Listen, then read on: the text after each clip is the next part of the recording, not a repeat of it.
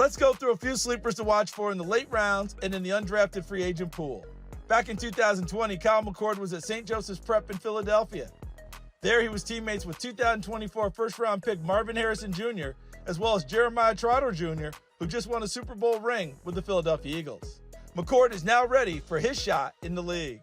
After transferring from Ohio State, McCord had a great season with Syracuse. He threw for 4,779 yards and 34 touchdowns while leading the Orange to a 10-3 record.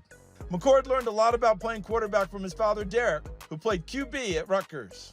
Yeah, my dad has been huge in every part of my life, really since day one. He's had me taking 3-step, 5-step drops in the backyard at 5 years old. He's definitely helped me to get to this point. I wouldn't be here without him. Derek has done a phenomenal job of, especially from a quarterback position, right? Be able to groom his son into understanding those drops, understanding scheme, understanding just how to be able to control yourself at that position.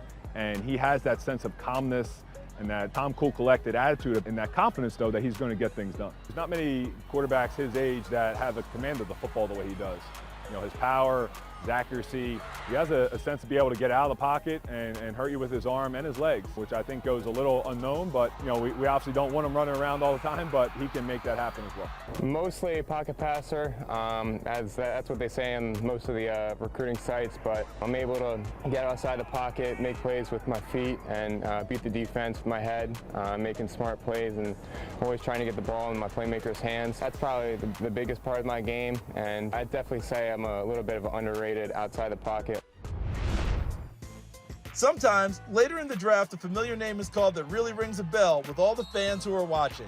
E.J. Smith is one such name to remember this year. The Texas A&M running back who began his college career at Stanford is the son of the NFL's all-time leading rusher, Emmitt Smith.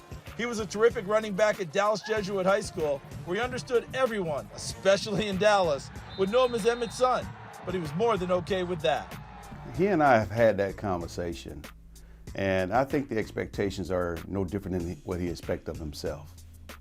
So therefore, there isn't any pressure. But the thing is, everybody is going to continue to try and compare him to what came before him. And that's not fair and it's not right because two different times, two different eras.